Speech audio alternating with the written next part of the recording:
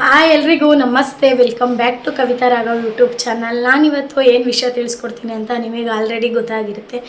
ನಾನಿವತ್ತು ಅಂಗನವಾಡೀಲಿ ಕೊಡುವಂತಹ ಪುಷ್ಟಿ ಹಿಟ್ಟು ಅಂತ ಅಂದರೆ ಆ ಪುಷ್ಟಿ ಪೌಡರ್ ಕೊಡ್ತಾರೆ ಅಲ್ವಾ ಮಕ್ಕಳಿಗೆ, ಅದರಿಂದ ಈಸಿಯಾಗಿ ತುಂಬ ಕ್ವಿಕ್ಕಾಗಿ ಬೇಗ ಒಂದು ದೋಸೆ ಮಾಡೋಣ ಅಂತ. ತುಂಬ ಟೇಸ್ಟಿಯಾಗೂ ಇರುತ್ತೆ, ಹಾಗೆ ಅದು ತುಂಬ ಹೆಲ್ತಿಗೆ ಕೂಡ ಒಳ್ಳೆಯದು.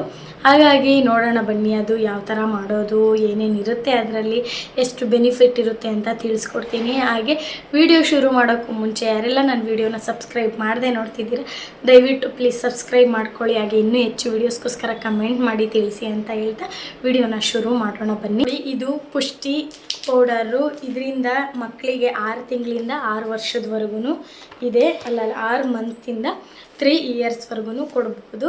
ಹಾಗಾಗಿ ಇದನ್ನು ನಾವು ಮಕ್ಕಳಿಗೆ ಸರಿ ಮಾಡಿ ಕೂಡ ತಿನ್ನಿಸ್ಬೋದು. ದೋಸೆ, ಇಡ್ಲಿ ಎಲ್ಲ ಕೂಡ ಮಾಡಿ ತಿನ್ನಿಸ್ಬೋದು, ಚಪಾತಿ ಮಾಡ್ಬೋದು. ಹಾಗಾಗಿ ನಾನಿಲ್ಲಿ ಫಸ್ಟು ಇನ್ಸ್ಟೆಂಟಾಗಿ ಅಂದರೆ ಅರ್ಜೆಂಟ್ ಬೇಗ 2 ಮಿನಿಟ್ಸ್ಗೆ ಆಗೋ ಥರ, ಯಾಕಂದರೆ ಮಾರ್ನಿಂಗು ಕೂಡ ನಾನು ನಮ್ಮ ಪಾಪಗೆ ಮಾಡಿಕೊಟ್ಟೆ. ಹಾಗಾಗಿ ತುಂಬ ಈಸಿಯಾಗಿ ಯಾವ ಥರ ಇದನ್ನು ನಿಜವಾಗ್ಲೂ ಕೆಲವೊಬ್ಬರು ಏನು ಮಾಡ್ತಾರೆ, ನಾನು ಹಳ್ಳಿಲೆಲ್ಲ ನೋಡಿದ್ದೀನಿ, ತುಂಬ ಜನ ಎಲ್ಲ ವೇಸ್ಟ್ ಮಾಡಿಬಿಡ್ತಾರೆ. ಎಲ್ಲ ಹಸುಗೆ, ಮೇಕೆಗೆ ಅದಕ್ಕೆಲ್ಲ ಹಾಕ್ಬಿಟ್ಟು ವೇಸ್ಟ್ ಮಾಡ್ತಾರೆ.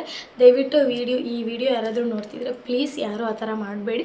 ಗೌರ್ಮೆಂಟಿಂದ ಕೊಟ್ಟಿರ್ತಾರೆ, ಮಕ್ಕಳಿಗೆ ಹೆಲ್ತಿಯಾಗಿ ಚೆನ್ನಾಗಿರಲಿ ಅನ್ನೋ ಉದ್ದೇಶಕ್ಕೆ ಕೊಟ್ಟಿರ್ತಾರೆ. ಯಾವುದೇ ರೀತಿ ಇದರಲ್ಲಿ ಸೈಡ್ ಎಫೆಕ್ಟು ಯಾವುದೂ ಬರೋದಿಲ್ಲ. ತುಂಬ ಒಳ್ಳೆ ಪ್ರಾಡಕ್ಟು. ಇದರಲ್ಲಿ ತುಂಬ ಅಂದರೆ ಜೋಳ, ಅಕ್ಕಿ, ರಾಗಿ, ಮೆಕ್ಕೆಜೋಳ ಮತ್ತು ಸೋಯಾ ಈ ಥರ ಸಿರಿಧಾನ್ಯಗಳು ಇಷ್ಟು ಎಲ್ಲ ಮಾಡಿ ನಾವು ಅಷ್ಟೊಂದೆಲ್ಲ ಮಾಡಿ ಪೌಡರ್ ಮಾಡಿ ನಾವು ಮಾಡೋಕ್ಕಾಗುತ್ತಾ? ಗೌರ್ಮೆಂಟಿಂದ ಕೊಡ್ತಾರೆ, ಅದನ್ನು ನಾವು ಯೂಸ್ ಮಾಡ್ಕೊಬೇಕು. ಎಲ್ಲರೂ ಆ ಥರ ಮಾಡ್ತಾರೆ? ಒಬ್ಬರು ಮಾಡೋದು ನೋಡಿಬಿಟ್ಟು ಎಲ್ಲರೂ ಅದೇ ಥರ ಮಾಡಿಬಿಡ್ತಾರೆ, ಎಲ್ಲ ಹಸುಗೆ ಹಾಕೋದು ಎಲ್ಲ. ನಾನು ತುಂಬ ಜನ ನೋಡಿಬಿಟ್ಟಿದ್ದೀನಿ. ಹಾಗಾಗಿ ದಯವಿಟ್ಟು ಪ್ಲೀಸ್ ಆ ಥರ ಮಾಡಬೇಡಿ, ಮಕ್ಕಳಿಗೆ ಮಾಡಿಕೊಡಿ, ಯಾವುದೇ ರೀತಿ ತೊಂದರೆ ಆಗೋದಿಲ್ಲ. ಎಲ್ಲ ಇದರಲ್ಲಿ ಎಲ್ಲ ಅಂಶಗಳು ಅಂತಂದರೆ ಕಾಳುಗಳೆಲ್ಲ ಪುಡಿ ಇರುತ್ತೆ. ಹಾಗಾಗಿ ಇದನ್ನು ಯಾವ ರೀತಿ ತುಂಬ ಇನ್ಸ್ಟೆಂಟಾಗಿ ಇದರಲ್ಲಿ ದೋಸೆ ಮಾಡೋಣ. ಇನ್ನೂ ಹೆಚ್ಚು ಇದರಿಂದ ತುಂಬ ಐಟಮ್ ಮಾಡ್ಬೋದು. ಇದು ನನ್ನ ಫಸ್ಟ್ನೇ ವಿಡಿಯೋ. ನೆಕ್ಸ್ಟ್ ಏನು ಮಾಡ್ಬೋದು ಅಂತ ತಿಳಿಸ್ತೀನಿ. ಬಟ್ ಇವಾಗ ಬೇಗ ಒಂದು ಕ್ವಿಕ್ಕಾಗಿ ಆಗೋ ಥರ ಮಾಡೋಣ ಬನ್ನಿ.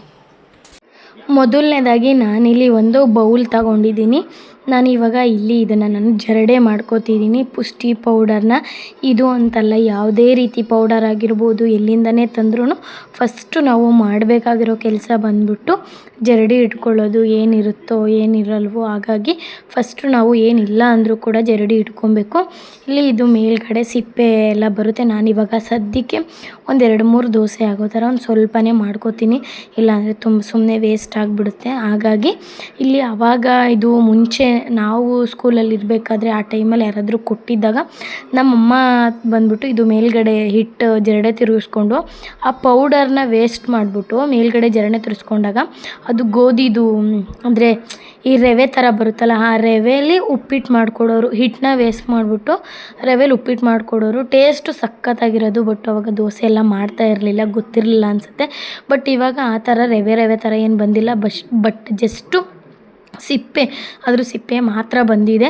ಹಾಗಾಗಿ ನಾನಿಲ್ಲಿ ನೀಟಾಗಿ ಜರಡೆ ತಿರುಗಿಸ್ಕೊಂಡು ಅದಕ್ಕೆ ನಾನಿಲ್ಲಿ ಸ್ವಲ್ಪನೇ ತೊಗೊಂಡಿದ್ದೀನಿ, ಸುಮ್ಮನೆ ವೇಸ್ಟ್ ಆಗುತ್ತೆ ಅಂತ. ಹಾಗಾಗಿ ಒಂದು ಸ್ವಲ್ಪ ಉಪ್ಪು ಹಾಕ್ಕೊಂಡು ನಾನು ಇದಕ್ಕೆ ಇದ್ರ ಜೊತೆಗೆ ಒಂದು ಸ್ವಲ್ಪ ಅಕ್ಕಿ ಹಿಟ್ಟನ್ನ ಆ್ಯಡ್ ಮಾಡ್ಕೊತಾ ಇದ್ದೀನಿ. ಅಕ್ಕಿ ಹಿಟ್ಟು, ರಾಗಿ ಹಿಟ್ಟು, ಗೋಧಿ ಯಾವುದಾದ್ರೂ ಮಿಕ್ಸ್ ಮಾಡ್ಕೊಬೋದು. ಹಾಗಾಗಿ ನಾನಿಲ್ಲಿ ಇದ್ರ ಜೊತೆಗೆ ಅಕ್ಕಿ ಹಿಟ್ಟನ್ನ ಮಿಕ್ಸ್ ಮಾಡ್ಕೊತಾ ಇದ್ದೀನಿ. ಏನು ಅಂತಂದರೆ ಏನು ಅಳತೆ ಪ್ರಕಾರ ಅಂತ ಏನಿಲ್ಲ, ಒಂದು ಸ್ವಲ್ಪ ಇವಾಗ ನಾನು 2-3 ದೋಸೆ ಆಗೋಕ್ಕೆ ಮಾಡಿರೋದಲ್ವ, ಹಾಗಾಗಿ ಒಂದು ಸ್ವಲ್ಪ ನಾನು ತೊಗೊಂಡಿದ್ದೀನಿ. ಅದು ಜಾಸ್ತಿ ಇದ್ದರೆ ಒಂದು ಅರ್ಧದಷ್ಟು ತೊಗೊಂಡಿದ್ದೀನಿ.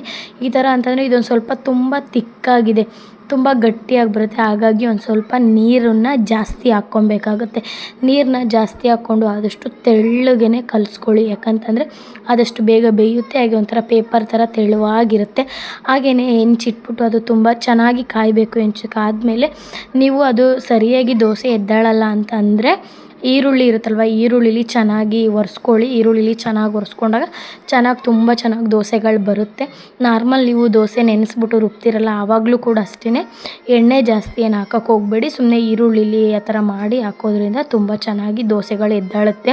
ಹಾಗೆ ನಾನಿಲ್ಲಿ ಒಂದು ಸ್ವಲ್ಪ ಆಯಿಲ್ ಹಾಕ್ಕೋತಿದ್ದೀನಿ. ತುಪ್ಪನಾದರೂ ಹಾಕ್ಕೊಬೋದು, ಆಯಿಲಾದರೂ ಹಾಕ್ಕೊಬೋದು. ನಾನಿಲ್ಲಿ ಸ್ವಲ್ಪ ಆಯಿಲ್ ಹಾಕ್ಕೊಂಡು ನೋಡಿ, ಒಂಥರ ಎಷ್ಟು ತೆಳುವಾಗಿ ಪೇಪರ್ ಥರ ಎಷ್ಟು ಚೆನ್ನಾಗಾಗುತ್ತೆ ಅಂತಂದರೆ ದೋಸೆ ಒಂದು ಚೂರು ಅಂಟೋದಿಲ್ಲ, ಏನಿಲ್ಲ, ಎಷ್ಟು ಎಷ್ಟು ನೀಟಾಗಿ ಪರ್ಫೆಕ್ಟಾಗಿ ಒಂದೇ ಸರಿಗೆ ನಾನು ಇದು 2ನೇ ಸರಿನೂ ಮಾಡಿರೋದಲ್ಲ. ಮಾರ್ನಿಂಗು ನಮ್ಮ ಪಾಪಂಗೆ ಮಾಡಿಕೊಟ್ಟಿದ್ದೆ. ಹಾಗೆ ಇವಾಗ ಕೊಡಿ ಎಷ್ಟು ನೀಟಾಗಿ ಒಂದೇ ಸರಿ ಬಂದುಬಿಡುತ್ತೆ. ನಾನು ಇಲ್ಲೇನು ಜಾಸ್ತಿ ಮಾಡಿಲ್ಲ, ಸುಮ್ಮನೆ ನಿಮಗೆ ತೋರಿಸೋಣ ಅಂತೇಳ್ಬಿಟ್ಟು ಒಂದು ದೋಸೆ ಮಾಡಿದೆ ಅಷ್ಟೇ. ನಾವು ಕೂಡ ತಿನ್ಬೋದು, ಬರೀ ಮಕ್ಕಳಿಗೆ ಅಂತ ಅಲ್ಲ, ಮಕ್ಕಳಿಗೆ ಏನೂ ನೆಂಚ್ಕೊಳ್ದೆ ಇದನ್ನು ಹಾಗೆ ಕೂಡ ತಿನ್ನಿಸ್ಬೋದು, ತುಂಬ ಟೇಸ್ಟಿಯಾಗಿರುತ್ತೆ. ಹಾಗಾಗಿ ಈ ವಿಡಿಯೋ ನೋಡಿದ್ರಿ ಅಲ್ವಾ ಎಷ್ಟು ಯೂಸ್ಫುಲ್ ಇದೆ. ಹಾಗಾಗಿ ನೀವು ಕೂಡ ಒಂದು ಸರಿ ಟ್ರೈ ಮಾಡಿ ನೋಡಿ, ತುಂಬ ಚೆನ್ನಾಗಿರುತ್ತೆ. ಓಕೆ, ಈ ವಿಡಿಯೋ ಇಲ್ಲಿವರೆಗೂ ನೋಡಿದ್ದಕ್ಕೆ thank you so much. Next ವಿಡಿಯೋದಲ್ಲಿ ಸಿಗೋಣ. ಬಾಯ್ ಬಾಯ್.